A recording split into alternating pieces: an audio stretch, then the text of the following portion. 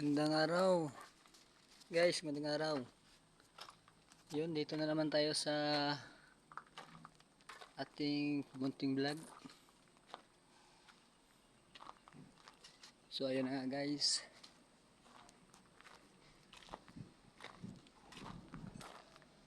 araw na naman ng sahod ngayon, Sabado.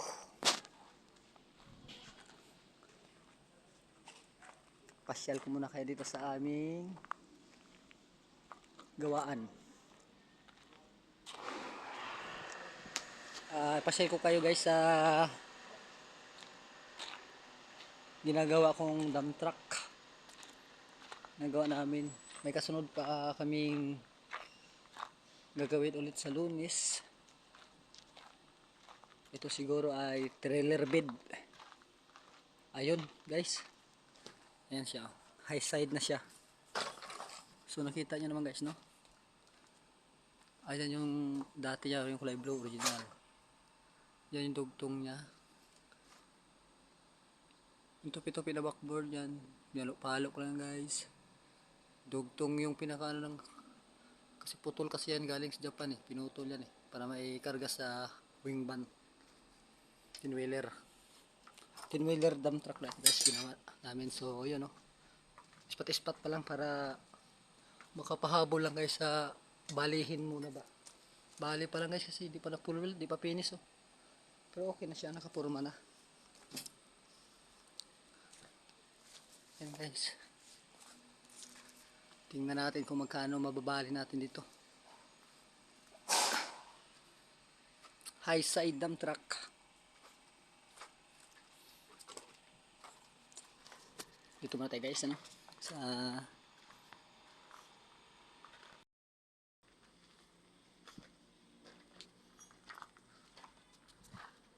so yun guys, nakaputi na pala tayo kasi hindi na tayo nakapantrabaho ngayon dahil uwi na nga, dahil Sabado. So ayun, medyo maganda naman yung panahon, hindi masyadong mainit, kaya kaya lang yung trabaho. Mainit yung acetylene, saka mainit yung welding guys. So tsaga-tsaga lang, kasama sa buhay talaga yan. Ayun ho, yung mga mixer namin guys na ginawa. Yun guys oh. Ayun,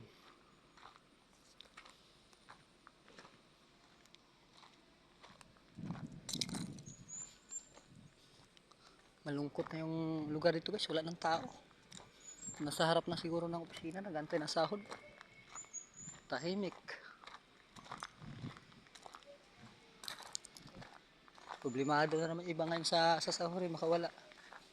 Ayan guys, ano, yan ang pintor namin guys. Mukhang malungkot yung pintor natin guys. Pakita mo si ano, si Putol. Ayan o. Ayan po sana alaga niya guys, so magaling yan. Welder din yan guys, magaling mag-welding yan. Welding ng tutong na ano, kanin. Tsaka Lamig. malungkot na dito guys, wala ng tao. Mukhang gahantay na nasahod doon sa harapan. Oy, ito pala yung gagawin nilang ano guys, construction area para sa mga materialis namin. Yun o.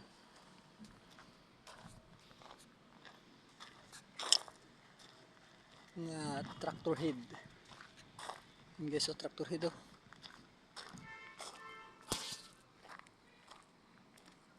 Yan, binasal namin guys na dump truck na forward. Pull out ng Mindanao yan. Yan o.